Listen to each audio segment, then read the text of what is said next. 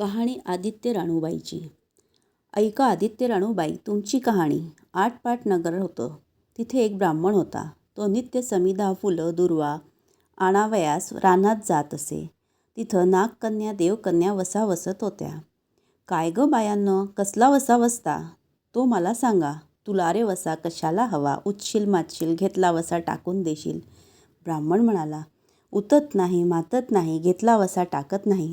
तेव्हा त्या म्हणाल्या, श्रावण मास येईल, पहिल्या आदितवारी मोन्यानं उठावं, सचिळ वस्त्रासहित स्नान करावं, अग्रोदक पाणी आणावं, विड्याच्या पानावर रक्तचंदनाने आदित्य राणूबाई काढावी, 6 रेघांचा मंडळ करावं, 6 सुतांचा तातू करावा, त्यास 6 गाठी द्याव्या, पान फूल व्हावं, पूजा करावी, पानाचा विडा, फुलांचा झेला, दशांगाचा धूप, गुळ खोबऱ्याचं नैवेद्य दाखवावा, 6 मास चाळावी, 6 मास पाळावी, माघी रथसप्तमी संपूर्ण करावं. संपूर्णाला काय करावं? गुळाच्या पोळ्या, पोटव्याची खीर, लोणकळं तूप मेहून जेवू सांगावं. असेल तर चिरचोळी द्यावी, नसेल तर जोड गळसरी द्यावी, तीही नसेल तर 2 पैसे दक्षिणा द्यावी आणि आपल्या वशाचं उद्यापन करावं. असा वसा ब्राह्मणानं केला. त्याला सूर्यनारायण प्रसन्न झाला. भाग्यलक्ष्मी आली. तेव्हा राजाच्या राणीनं ब्राह्मणास बोलवू धाडलं. ब्राह्मण जाते वेळेस भिवू लागला, कापू लागला. तेव्हा राजाच्या राणीनं सांगितलं की भिवू नका, कापू नका, तुमच्या मुली आमच्या इथे द्या. तो म्हणाला, आमच्या मुली गरिबाच्या तुमच्या घरी कशा द्याव्या? दासी कराल, बटकी कराल? राणी म्हणाली, दासी करीत नाही हो, बटकी करीत नाही, राजाची राणी करू, प्रधानाची राणी करू. मार्गेश्वराचा महिना आला. ब्राह्मणानं लगीन करून मुली दिल्या. एक राजाच्या घरी दिली, एक प्रधानाच्या घरी दिली. गेल्या पावली मुलींचा समाचार घेतला नाही. 12 वर्षांनी समाचारास ब्राह्मण निघाला. आधी राजाच्या घरी गेला. लेकीनं बसायला पाट दिला, पाय धुवायला पाणी दिलं. बाबा बाबा, गूळ खा, पाणी प्या.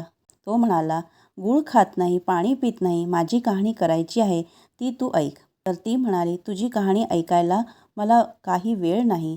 राजा पराधीला जाणार आहे, त्याला जेवायला उशीर होईल. तोच त्याच्या मनात राग आला. तिथून निघाला. प्रधानाच्या घरी गेला.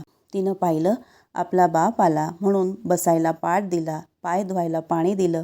बाबा बाबा, गूळ खा, पाणी प्या.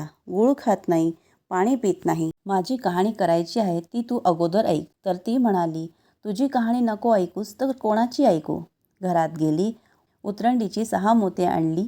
3 आपण घेतली, 3 बापाच्या हातात दिली. त्यानं मनोभावे कहाणी सांगितली. लेकीनं चित्त भावे ती ऐकली. नंतर जेवून खाऊन बाप आपल्या घरी आला. बायकोनं विचारलं, मुलींचा काय समाचार हो? तर तो म्हणाला, जिनं कहाणी ऐकली नाही ती दरिद्रानं पिळली, दुःखानं व्यापली, राजा मुलखावर निघून गेला. जिनं कहाणी ऐकली होती ती भाग्यानं नांदत आहे. इकडे दरिद्री जी झाली होती तिनं आपल्या लेकास सांगितलं, मावशी घनगोळ नांदत आहे, तिकडे जाऊन काही दिलं तर घेऊन ये. पहिल्या आदितवारी पहिला मुलगा उठला. तळ्याच्या पाळी जाऊन उभा राहिला. अगं अगं दासींनो, तुम्ही दासी कोणाच्या? आम्ही दासी प्रधानाच्या. प्रधानाच्या राणीला जाऊन सांगा, तुमच्या बहिणीचा मुलगा आला आहे. कसा आला आहे? काय आला आहे? फाटकं नेसला आहे, तुटकं पांघरला आहे, तळ्याच्या पाळीला उभा राहिला आहे. परसदारानं घेऊन या. परसदारानं घेऊन आल्या. न्हाऊ माखू घातलं, पितांबर नेसायला दिला, जेव खाऊ घातलं, कोहळा पोखरला, होना मोहराने भरल्या. बाबा कोठे ठेवू नको, विसरू नको, घरी जतन करून घेऊन जा. वाटेनं आपला जाऊ लागला. तो सूर्यनारायण माळ्याच्या रूपानं आला. हातीचा कोहळा काढून घेतला. घरी गेला. आईनं विचारलं, काय रे बाबा, मावशीनं काय दिलं? आई, देवानं दिलं, कर्मानं नेलं, कर्माचं फळ पुढे उभं राहिलं. मावशीनं दिलं होतं पण ते सर्व गेलं. पुढं दुसऱ्या आदितवारी दुसरा मुलगा गेला. तळ्याच्या पाळी जाऊन उभा राहिला. अगं अगं दासींनो, तुम्ही दासी कोणाच्या? आम्ही दासी प्रधानाच्या. प्रधानाच्या राणीला माझा निरोप सांगा. त्यांनी सांगितलं.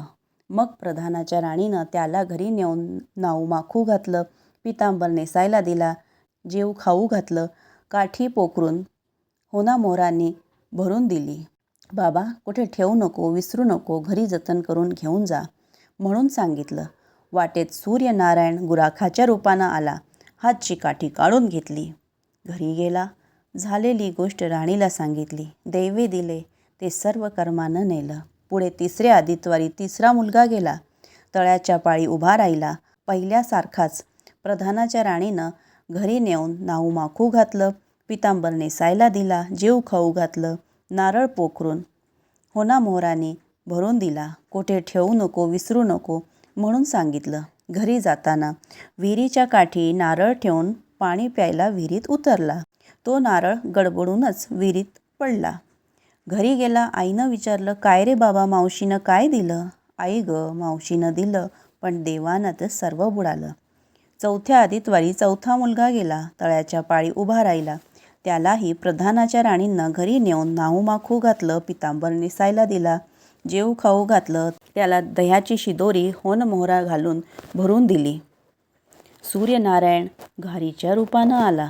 हातची शिदोरी घेऊन गेला. घरी गेला. आईने विचारलं, काय रे बाबा, मावशीनं काय दिलं? आई गं, मावशीनं दिलं, पण देवाने ते सर्व नेलं. पाचव्या आदित्यवारी ती स्वतः निघाली आणि तळ्याच्या पाळी जाऊन उभी राहिली. दासींनी तिचा निरोप तिच्या बहिणीला सांगितला. बहिणींनी तिलाही परसदारानं घरी नेली, न्हाऊ घातली, पाटाव नेसायला दिला. प्रधानाची राणी आदित्यवाराची कहाणी करू लागली. तिचं पाहून राजाची राणी बोलली, काय गं बहीण, कसा वसा करतेस तो मला सांग. बहीण म्हणाली, अगं अगं चांडाळणी, पापिणी, बापाची कहाणी ऐकली नाहीस म्हणून तुला दारिद्र्य आलं. मग राजाच्या राणीने विचारलं, याला आता उपाय काय? तेव्हा तिनं वसा सांगितलं. ती बहिणीच्या घरी राहिली. श्रावण मास आला. सांगितल्याप्रमाणे सूर्यनारायणची पूजा केली. इकडे राजाला भाग्य आलं. राजानं बोलवू धाडलं, मावशी मावशी, तुला छत्र आली, चामर आली, पाईक आली. मला रे पापिणीला छत्र कोठली, चामर कोठली, पाईक कोठली, परवर कोठले? बाहेर जाऊन दाराशी बघती तो राजा बोलवू आला आहे. राजा आला तशीच घरी जायला निघाली. बहिणी बहिणींनी एकामेकीला आहेर केला.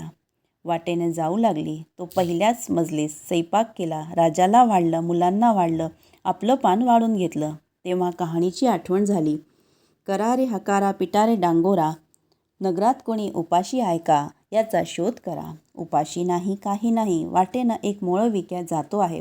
त्याला म्हणाले, आमच्या बाईची कहाणी ऐकायला ये. तुझ्या बाईची कहाणी ऐकून मला काय फळ? बरं चल, माझं पोट भरलं पाहिजे, असं म्हणून तो राणीकडे आला. तशी 6 मोते राणीनं घेऊन 3 त्याला दिली व 3 आपल्या हातात ठेवली. मनोभावे तिनं कहाणी सांगितली. चित्तभावे त्याने ऐकली. त्याची लाकडाची मोळी होती, ती सोन्याची झाली. तो म्हणाला, बाई बाई, कहाणी ऐकल्याचे एवढे फळ, मग वसा घेतल्याचे काय फळ? काय वसा आहे तो मला सांगा. मग ती म्हणाली, तुला रे वसा कशाला हवा? उठशील मातशील, घेतला वसा टाकून देशील. मग तो म्हणाला, बाई, उतत नाही, मातत नाही, घेतला वसा टाकीत नाही. तेव्हा तिनं वसा सांगितला. पुढं दुसऱ्या मजलेस गेली. स्वैपाक केला. राजाला वाढलं, मुलांना वाढलं, आपलं पान वाढून घेतलं. तेव्हा कहाणीची आठवण झाली. करा रे हकारा, पिटा रे डांगोरा, नगरात कोणी उपाशी आहे का, त्याचा शोध करा. उपाशी नाही, काही नाही. माळ्याचा माळा पिकत नाही, विहिरीला पाणी लागत नाही, असा एक माळी चिंतेनं बसला आहे. त्याला हाक मारली, आमच्या बाईची कहाणी ऐक. तो आला. राणीने 6 मोते घेऊन 3 आपण घेतली, 3 माळ्याच्या हातात दिली. राणीनं कहाणी मनोभावे सांगितली. चित्तभावे माळ्याने ऐकली. माळ्याचा माळा पिकू लागला. विहिरीला पाणी आलं. तो म्हणाला, बाई बाई, कहाणी ऐकल्याचं एवढं फळ, मग वसा घेतल्याचं काय फळ? काय वसा असेल तो मला सांगा. मग राणीनं त्यालाही वसा सांगितला. पुढं तिसऱ्या मजलेस गेली.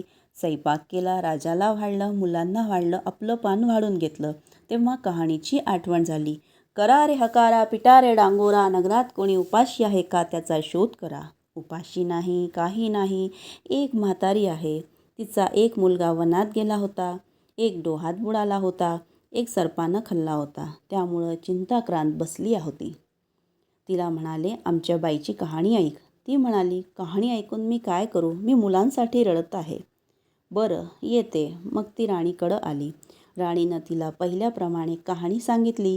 तिनं चित्तभावे ऐकली. तिचा जो मुलगा वनात गेला होता तो आला, डोहात बुडाला होता तो आला, सर्पानं खाल्ला होता तोही आला. ती म्हणाली, अरे बाई बाई, कहाणी ऐकायचे एवढे फळ, मग वसा घेतल्याचं काय फळ? काय वसा असेल तो मला सांगा. मग राणीनं तिलाही वसा सांगितला. पुढं 4थ्या मजलेस गेली, स्वयंपाक केला, राजाला वाढलं, मुलांना वाढलं, आपलं पान वाळून घेतलं. तेव्हा कहाणीची आठवण झाली. करा रे हकारा, पिटा रे डांगोरा, नगरात कोणी उपाशी आहे का याचा शोध करा. उपाशी नाही, काही नाही, काना डोळा, मासाचा गोळा, हात नाही, पाय नाही, असा एक मनुष्य रस्त्यामध्ये होता. त्याच्या अंगावर तांब्याभर पाणी ओतलं. पालथा होता, तो उताणा केला. राणीनं 6 मोती घेतली. 3 मोती त्याच्या बेंबीवर ठेवली, 3 मोती आपण ठेवली. राणीनं मनोभावे कथा सांगितली, ती त्यानं ऐकली.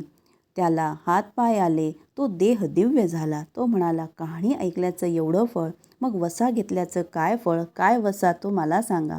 मग राणीनं त्यालाही वसा सांगितला. 5व्या मुक्कामास घरी आली, स्वयंपाक केला, सूर्यनारायण जेवाय सारे, 7 दरवाजे उघडले, लोह गंगाळ पाणी तापलं, षडरस पक्वान्न जेवायला केली.